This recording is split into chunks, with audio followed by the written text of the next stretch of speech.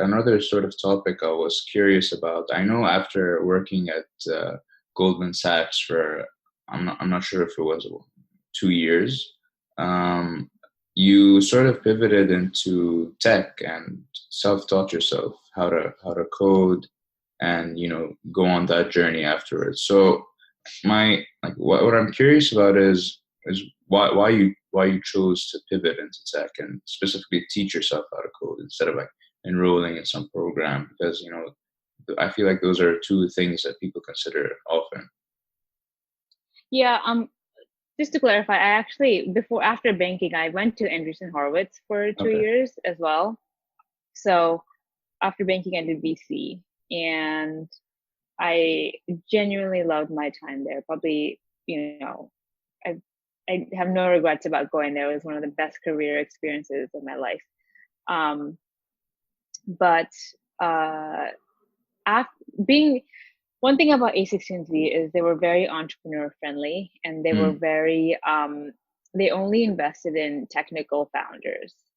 So they didn't really believe that they didn't really invest in business founders. So if you didn't really know how to code, if you didn't know how technology worked, they weren't going to invest in you, because you can't really expect a founder to build a product if they don't even understand how the product works. So they really believed in like technical co-founders, especially for tech companies. Um, it's really hard to have just a business founder. And over the course of my 2 years there, I met hundreds of entrepreneurs, and I was like, wow, like this is actually what I want to do. Like I want to be an entrepreneur. And I didn't know what type of entrepreneur I wanted to be. I didn't know what company I wanted to build, but I realized that I would be really hindered if I didn't have the coding skills. Like I mm, really, really needed the coding skills if I didn't want to be dependent on other people. And I never wanted to be that person that like didn't understand how something worked, because like it's limiting. It's very limiting. And so I was like, I have to teach myself. I want to learn how to code because I want this.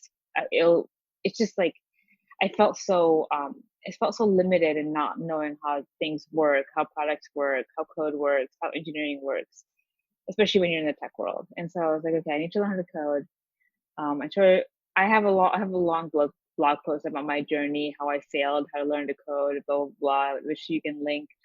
yeah, But the definitely. reason I decided to teach myself is and not go back to school, I talked about it in the blog post, is um, I I felt like uh, I felt like I could genuinely do it, because I started to see the whole learn to code movement was just starting out at the time, and I started to see a couple people who I knew who had learned to code themselves by going to Hack Reactor. So I actually did, which is a coding bootcamp, and I did a lot of research on it to figure out like if it's actually a viable path and whether people who graduated from that can actually get jobs.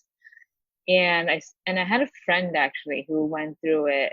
Not a friend, but like college friend who went through it. And I spoke to her extensively, and she ended up, being really successful through it. She had a job as well, and I was like, okay, interesting. So there's people that are actually like graduating this coding boot camp and getting jobs. So I was like, you know what? Like, I'm just gonna dump all my money into this. Like, I had saved up all my savings went into like going to this boot camp.